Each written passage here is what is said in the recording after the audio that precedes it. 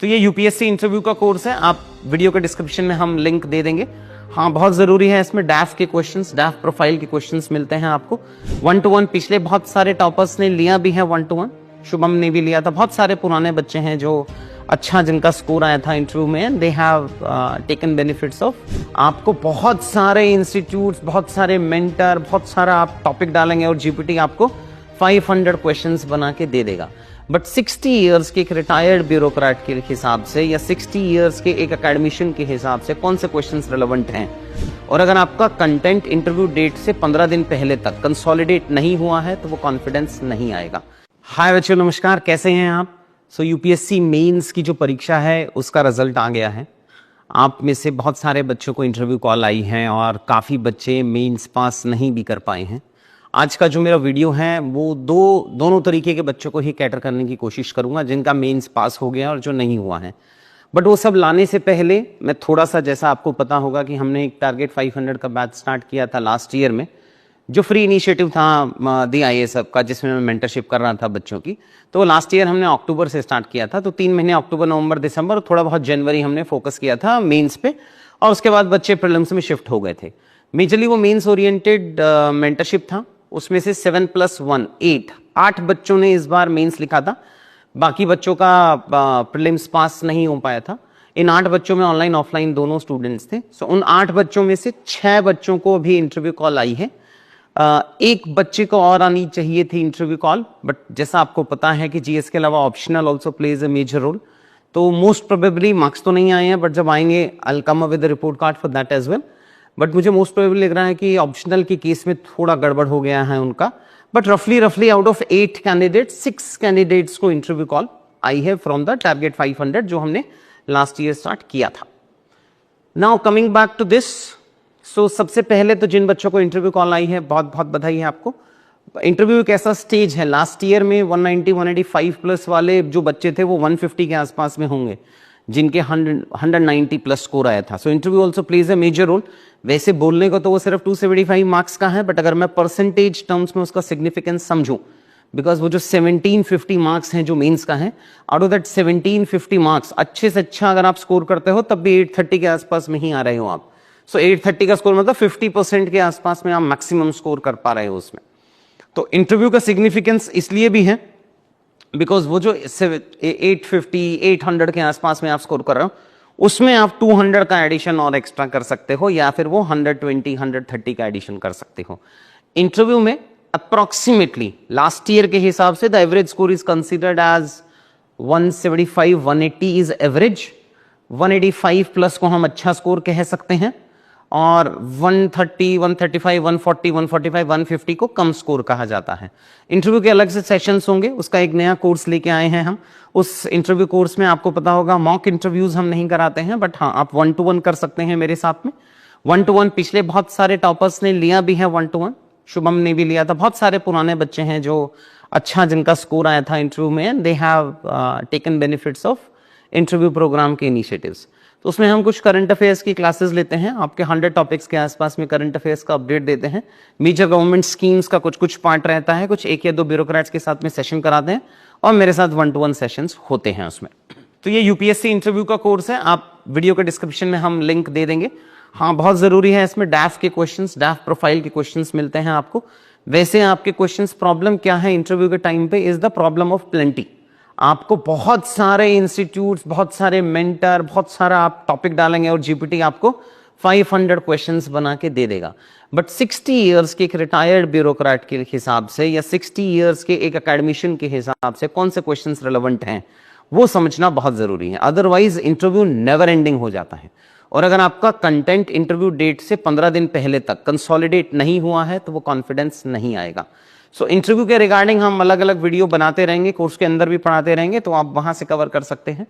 Plus कुछ जो बच्चे हैं जिन्होंने इस बार मेंस का एग्जाम दिया था और वो नहीं पास कर पाए हैं, लास्ट ईयर भी हम उन कैंडिडेट्स के लिए क्यूपी का कोर्स लेके आए थे, इस बार भी लेके आए हैं हम एक क्यूपी का कोर्स, बट उसमें थोड़े चेंजेस हैं। चेंजेस मैं आपको समझाता हूं, बट उससे पहले जो एक सबसे बड़ा मिसनॉमर चल रहा है मार्केट के अंदर कि आप कुछ भी लिख लो और आपके नंबर नहीं आएंगे, वो गलत है। आउट ऑफ 8 कैंडिडेट्स 6 बच्चों को अगर इंटरव्यू कॉल आ रही है और वो 6 एक ही तरीके से आंसर्स लिख रहे हैं, तो मतलब कुछ लेवल ऑफ सर्टेनिटी है। एक बार जब बच्चा सेलेक्ट होता है तो उसके चांसेस सिलेक्शन के और बढ़ जाते हैं, आपने देखा होगा। तो मैं आपको बस वही डूएबिलिटी, आप में से बहुत सारे बच्चे कॉम्प्लेसेंट लेवल पे बैठ के सोच रहे हैं कि बस पेपर पूरा हो जाए 3 घंटे में, उससे आपका काम हो जाएगा। नहीं, अभी जस्ट ये सेशन लेने से पहले ही मैं एक बच्चे से मिला था, जयपुर से हैं वो, उनका पेपर ठीक ठाक से लेवल पे कंप्लीट है, पॉइंट जनरेशन भी अच्छे हैं, बट वैल्यू एडिशन नहीं था, इंटरव्यू कॉल नहीं आया। सो अगर आप ये सोच रहे हो कि नहीं हम कोई वैल्यू एडिशन नहीं करेंगे, हम कोई इनोवेशन का एलिमेंट ऐड नहीं करेंगे और फिर भी हमारा सिलेक्शन हो जाएगा, मुझे नहीं लगता है वो सही है। मैं आपको मेरे इन बच्चों की कुछ आंसर कॉपीज दिखाऊंगा जो उन्होंने अभी आंसर्स लिखे हैं, आप उसको एक बार देख लीजिएगा। ये डेट तो मुझे नहीं पता, बट हाँ इस बार प्री और मेंस के बीच के जो फुल लेंथ के आंसर हैं वो हैं इनके। तो वो जो सेक्शनल टेस्ट वाले, मैं आपको एक बार जरूर इनकी आंसर कॉपी दिखाना चाहूंगा कि ये हर पॉइंट पे, जैसे कोई भी क्वेश्चन मैं सबके दिखाऊंगा आपको, बहुत सारे आंसर कॉपीज हैं हमारे पास में, बहुत मेहनत की थी इन बच्चों ने। सो इंट्रोडक्शन 3 लाइन के, और ये रियल टाइम है, let me tell you frankly, real time basis पे चल रहे हैं हम। 3 लाइन में इंट्रोडक्शन, पॉइंट आया, हर पॉइंट में अप्रोक्सीमेटली एग्जाम्पल है, एक ग्राफ का कंपोनेंट है जहां वैल्यू एड शो करना है, बता दिया कि qualification becomes more important than caste, एक फॉर्मूला है, फिर एक वैल्यू एड का कंपोनेंट है, फिर steps to be taken which is not being asked, between the lines का एक्स्ट्रा पॉइंट लिखा है और कंक्लूजन लिखा है। तो ये एक आंसर मैंने आपको GS 1 का दिखाया है, सोसाइटी का है शायद। ये रियल टाइम के डायमेंशंस हैं जो बच्चों ने लिखे हैं। अब एक ये बच्चे हैं, फिर सेम इन्हीं की एक और कॉपी दिखाता हूं मैं आपको कि अगर किसी और सब्जेक्ट की हम कॉपी उठा के देख रहे हैं तो आप उनकी सेकंड कॉपी देख सकते हैं, वैल्यू एडिशन के कंपोनेंट देख सकते हैं क्या लिखा है हमने। सिमिलरली अगर मैं किसी और बच्चे की भी कॉपी आपको दिखाऊं तो ये कॉपीज आपको मिल जाएंगी जहां वैल्यू एड, ये तो GS 2 का कंपोनेंट है। ये जो इनोवेशन का पार्ट है ना, जब तक हम ये इनोवेशन का पार्ट अपने आंसर्स में नहीं लाएंगे, आपको नॉलेज है, जिस भी बच्चे ने मेंस लिखा था उसने अपने लेवल पे पूरा डिटेल में पढ़ा है, उसमें प्रॉब्लम नहीं है। प्रॉब्लम ये है कि क्या वो नॉलेज यहां कन्वर्ट कर पा रही है कि यहां कन्वर्ट नहीं कर पा रही है। मैं अगर रैंडम कोई भी पेज उठा के इस बच्चे का खोलूं और मैं आपको दिखाऊं, ये रियल टाइम 3 घंटे 3 मिनट के आसपास में लिखा हुआ शायद ये आंसर है, 3 घंटे 2 मिनट के आसपास में लिखा हुआ आंसर है, यहीं पे बैठ के लिखे हुए आंसर्स हैं। वो मैं आपको दिखाना चाह रहा हूं कि जब तक आप इन बच्चों से वैल्यू एडिशंस के कंपोनेंट ऐड नहीं करेंगे, तब तक आप ये एक्सपेक्ट नहीं कर सकते हो कि हमारे GS में बहुत अच्छा स्कोर आएगा। ये जो न्यू वैल्यू एडिशंस हैं ये आपको अपने आंसर्स में ऐड करने पड़ेंगे। इतना हैवी कंटेंट आपको रखना पड़ेगा अगर हमें 100% इंटरव्यू कॉल लेके आना है तो यही मैं आपको आज समझाना चाह रहा था इस वीडियो में। ऐसा नहीं है जो हम सोच रहे हैं या बहुत सारे इंस्टीट्यूट सोच रहे हैं कि किसी भी रैंडम बच्चे को इंटरव्यू कॉल आ जाता है और किसी को भी नहीं आता है। ऐसा नहीं है। अगर हम एफर्ट्स डालेंगे हमें इंटरव्यू कॉल आएगा। ऐसा नहीं होगा कि आप बहुत एफर्ट डालो और इंटरव्यू कॉल नहीं आए। देखो यार 5-10% किस्मत का गेम मैं मान सकता हूं कि उस साल में नहीं आए बट अगले साल में आ जाएगा। बट ये जो टाइम आने वाला है 2-3 महीने, आप मेंस लिखा हुआ है इसका मतलब आप प्री पास कर लेते हो तभी मेंस लिखने गए होगे। आप में से बहुत सारे बच्चे हैं जो मल्टीपल टाइम्स प्री पास कर लेते हैं बट मेंस में अटक जाते हैं।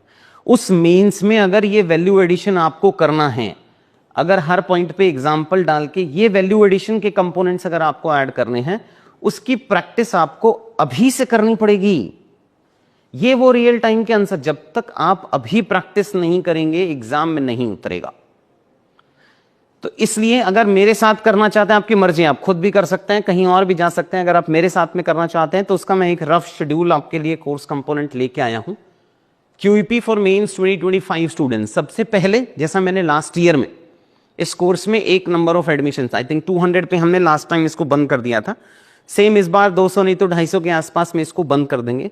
मेंटरशिप का लेवल हल्का सा और बढ़ाऊंगा मैं, मतलब कि इसमें हम एक व्हाट्सएप ग्रुप या टेलीग्राम ग्रुप बनाएंगे अलग से, जिसमें मैं होता ही हूं।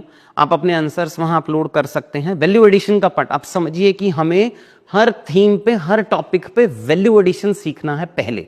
बिकॉज आपने मेंस लिखा है, आपको बेसिक नॉलेज है। एमएसएमई के चैलेंजेस आप मेरे से नहीं पढ़ना चाह रहे हैं, लेकिन आप एमएसएमई का वैल्यू एडिशन मेरे से पढ़ना चाह रहे हैं। आप एमएसएमई में ड्वार्फिज्म की प्रॉब्लम, ये जो कीवर्ड है ये आप मेरे से पढ़ना चाह रहे हैं। इकोनॉमीज ऑफ स्केल, ये कीवर्ड आप मेरे से पढ़ना चाह रहे हैं उसमें। तो ये कुछ कीवर्ड्स, कुछ ग्राफ, एक दो फॉर्मूला, प्राइम मिनिस्टर ने कुछ बोला हो, वहां से इकोनॉमिक सर्वे में कुछ आया हो। तो अब मैंने इस बार के कंपोनेंट में आपके इस क्यूईपी को दो पार्ट्स में तोड़ा है। पहले मैं आपको शेड्यूल बता देता हूं इसका। तो ये डिजिटल से शुरू नहीं कर रहे हैं, हम एग्रीकल्चर से शुरू कर रहे हैं। 20 नवंबर से ये बैच स्टार्ट है। आपको, जैसा आपको पता है कि हमारी क्यूईपी की जो बुकलेट होती हैं वो दो पार्ट्स में डिवाइडेड रहती हैं। एक पार्ट ए होता है जिसमें वैल्यू एडिशन रहता है। वैल्यू एडिशन का मतलब है फैक्ट्स हैं, ग्राफ्स हैं, कीवर्ड्स हैं, अच्छे अच्छे फॉर्मूलाज हैं, केस स्टडीज हैं, स्पीचेस हैं, इंपॉर्टेंट कंसेप्ट्स हैं इकोनॉमिक सर्वे के, कुछ नई रिपोर्ट्स आई हैं यूएन की, इंडिया की ही, इंडाइसेस हैं, कुछ क्विक रिवीजन कार्ड हैं। तो ये पार्ट ए है। ये पार्ट ए जो पूरा है ना भाई, ये पूरा पार्ट ए मैं आप लोगों को पढ़ाया करूंगा अलॉन्ग विद पीवाईक्यू का एनालिसिस, कि इन थीम्स पे क्वेश्चन आए हैं, ये पढ़ना है अपने को। और ये हम क्लास में 2.5 आवर्स में फिनिश किया करेंगे हर थीम का। जैसा आपको पता होगा, अब नंबर ऑफ थीम्स हमने सारे पेपर ऐड किए हैं इसमें, और लगभग 40 थीम है हमारे पास में। This will have themes from geography, from polity, from governance, from society, eco, internal security, disaster management, even ethics. सारी चीजें आपको इस 31 जनवरी तक मैं फिनिश कराने की कोशिश कर रहा हूं, एक्सेप्ट पेपर 1 का ज्योग्राफी हिस्ट्री, बिकॉज वो आप प्री में पढ़ोगे, तो प्री के बाद में हम प्री मेंस और बीच के टाइम पे हम करेंगे। So, ये जो वैल्यू एडिशन है ये हम लोग क्लास में डिस्कस किया करेंगे। कीवर्ड्स आए, कीवर्ड्स के डिस्कशंस आए, ये जो वैल्यू एडिशन जो मैं आपको बता रहा हूं, तो ये वैल्यू एडिशन की हर थीम की 2.5 घंटे की क्लास लूंगा। मतलब अगर मैं आपको समझाऊं तो ये मैंने पार्ट ए की क्लास ली, फिर मैं एक दिन आपको दूंगा जिसमें आपके पास ऑप्शन है, हैंडआउट हम आपको दे देंगे। जो पार्ट बी की क्लासेस हैं, जो कंसेप्ट, जो टॉपिक्स पढ़ाने वाली क्लासेस हैं, मतलब कि अगर मैं यहां दिखाऊं तो ये मैं आपको पार्ट बी में पढ़ाऊंगा। जैसे डिजिटल इंडिया का ये पार्ट बी है, तो पार्ट बी में क्या है, 10 years of digital India, digital protection क्या है, digital protection data protection act क्या है, नॉन पर्सनल डेटा क्या है, data as a public good, इसकी मैं आपको रिकॉर्डेड क्लास दूंगा। आप वो रिकॉर्डेड क्लास देख सकते हैं अगर आपको जरूरत है तो। अगर आपको नहीं जरूरत है तो आप स्किप भी कर सकते हैं, depending upon your knowledge. But 2 दिन में हम एक थीम फिनिश करने की कोशिश करेंगे। पार्ट ए मैं आपको क्लास में डिस्कस करूंगा, पार्ट बी आपको घर से वीडियो देख के आने हैं। वो वीडियो अभी वाले बैच के ही हैं। इस बैच में कुछ क्लासेस पेंडिंग भी हैं, तो आप ऑफलाइन भी अटेंड कर सकते हैं पार्ट बी की भी क्लासेस, लेकिन आप उसको छोड़ भी सकते हैं, मर्जी है आपकी, जैसा आपको ठीक लगे। आपको लग रहा है क्लास में अच्छा समझ में आता है, सब कुछ आता है, तो पार्ट बी के कुछ थीम्स बची हैं, शायद 7 to 8 थीम्स बची हैं, उसकी क्लासेस आप अटेंड कर सकते हैं। जैसे एथिक्स है, एथिक्स की मैम की 2 क्लासेस अभी भी बची हैं, रूपल मैम की, कल हैं क्लासेस, तो आप कल भी अटेंड कर सकते हैं उसको। तो ये मैंने आपको ब्रॉडली एक रफ शेड्यूल दिया है। ये एससी की क्लासेस, एथिक्स की क्लासेस, आपकी सारी क्लासेस इसमें फिनिश होंगी, प्लस वीकली आपको एक टेस्ट लिखना होगा। तो वीकेंड पे संडे के दिन हम लोग एक टेस्ट लिखा करेंगे 10 क्वेश्चन का, जो अभी के लिए सारा पीवाईक्यू ड्रिवन होगा। मतलब पीवाईक्यू में जो मैं थीम्स इस हफ्ते में कवर करूंगा, उस थीम्स के सारे क्वेश्चंस मिला के आपको वो पीवाईक्यू, आपको और मुझे दोनों को पता है कि पीवाईक्यू के सारे क्वेश्चंस एग्जाम रेलेवेंट नहीं होते हैं, कुछ होते हैं, कुछ रिपीट होंगे और कुछ नहीं होंगे। तो उन्हीं को जोड़ के 10 क्वेश्चंस पीवाईक्यू का मिला के एक टेस्ट होगा। ये पूरा आपका पेपर फिनिश हो जाएगा सब कुछ मिला के 31 जनवरी को। 31 जनवरी के बाद एक हफ्ते के आसपास का ब्रेक होगा, फिर आपका एक सिमुलेशन का टेस्ट होगा, मतलब ऐसे होगा, फिर GS1 2, फिर GS3 और GS4 का पार्ट होगा। तो वो हम फरवरी में म्यूचुअली डिसाइड कर लेंगे कि फरवरी 10 को रखना है, 7 को रखना है, मतलब 15 से पहले, फरवरी 15 से पहले we will try to finish it. ये फिनिश करके आना है। साइंस ऑफ आंसर राइटिंग की क्लासेस मैं आपको रिकॉर्डेड दूंगा, वो आपको देख के आनी है फर्स्ट क्लास से पहले, मतलब 20th से पहले आपकी साइंस ऑफ आंसर राइटिंग की क्लासेस देखनी है। देखो, आप सेम इनपुट, आप सब मेंस देके आए हो, जैसा मैंने आपको बताया, इसमें सिर्फ वही बच्चे एडमिशन ले सकते हैं जिन्होंने इस बार वह मेंस दिया था। मैक्सिमम वो थोड़े बहुत अलाउ कर देंगे जिन्होंने पिछली बार का दिया था, बट अगर आपने मेंस नहीं लिखा है तो आप इस बैच में एनरोल नहीं कर पाएंगे। बेसिक नॉलेज आपको है, जो वैल्यू एडिशन का पार्ट सीखना है, सारे पेपर फिनिश करने हैं, और जो नया कंपोनेंट वो मैं आपको इस बैच के अंदर फिनिश करा दूंगा। प्लस जो नेक्स्ट ईयर प्री और मेंस के बीच में जो क्यूईपी का कोर्स होगा, उसमें आप बैठ सकते हैं ऑफलाइन, उसमें आप ऑनलाइन बैठ सकते हैं, जैसा आपको ठीक लगे। मैंने आपको पहले भी बताया है, जो पुराने टॉपर्स रहे हैं हमारे, इंक्लूडिंग मेधा आनंद रही है रैंक 13, शिविन चौधरी रहा है सारथी वाला बच्चा, उसने भी 2 बार क्यूईपी लिया था, अयान जैन रहे हैं रैंक 16, अर्थ जैन रहे हैं।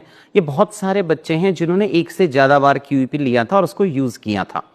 वैसे ही आप अभी एक बार क्यूईपी को हम वैल्यू एडिशन करेंगे, हर हफ्ते में टेस्ट लिखेंगे, फरवरी में सिमुलेशन करेंगे, और प्री मेंस के बीच में अगर आप चाहें तो वापस से आप क्यूईपी की क्लास में बैठ सकते हैं ऑफलाइन, ऑनलाइन देखना चाहें तो ऑनलाइन देख सकते हैं, और वहां पे एक सिमुलेशन टेस्ट में आपको अलाउ करा दूंगा। तो मतलब एक हमने यहाँ पे टेस्ट लिखा, फिर फरवरी फर्स्ट वीक में टेस्ट लिखा, और जून जुलाई के टाइम पे जब सिमुलेशन आएगा मेन से पहले, तब आप लिख सकते हो। तो देखो, सेम इनपुट में हम डिफरेंट आउटपुट एक्सपेक्ट करें वो नहीं हो पाएगा, बट हाँ अगर अपन एफर्ट लगा के लाएंगे विच हैज बीन प्रूव्ड। देखो पुराने टॉपर्स की बात करो तो बहुत निकाले हैं हमने, बहुत बच्चों को मेहनत करके पास कराया है, बहुत सारे बच्चे हैं उसमें। आपको क्रेडिबिलिटी देखना है, क्वालिटी देखना है, तो टॉपर, स्टूडेंट, इंस्टीट्यूट, बहुत सारी चीजों पे हमने एफर्ट लगा के बच्चों के साथ रिजल्ट्स दिए हैं। अल्टीमेट इनपुट आप ही को लगाना होता है, हम डायरेक्शन दे सकते हैं। तो ये 2-2.5 महीने अगर हमारी डायरेक्शन में पढ़ना है वो मैं आपको यहाँ पे अवेलेबल करा दूंगा। प्लस ये तो हुआ क्यूईपी का। सेकंड, अगर आपको इंटरव्यू का पार्ट करना है तो इंटरव्यू की क्लासेस में शायद 22, 23, 24 के आसपास से स्टार्ट करूंगा, फॉरेस्ट सर्विसेज खत्म होने के बाद के मेंस में। आप कुछ क्लासेस देख सकते हैं, डैफ का एनालिसिस करा सकते हैं। डैफ फिलिंग में अगर आपको इशू आ रहा है तो आप कोर्स एनरोल कर लो, मेरे साथ 1-to-1 बुक करा लो, मैं आपके डैफ फाइनलाइजेशन में हेल्प कर दूंगा। ठीक है, फिर आपसे इंटरव्यू क्लासेस या इन क्लासेस में मिलते हैं 28। Thank you.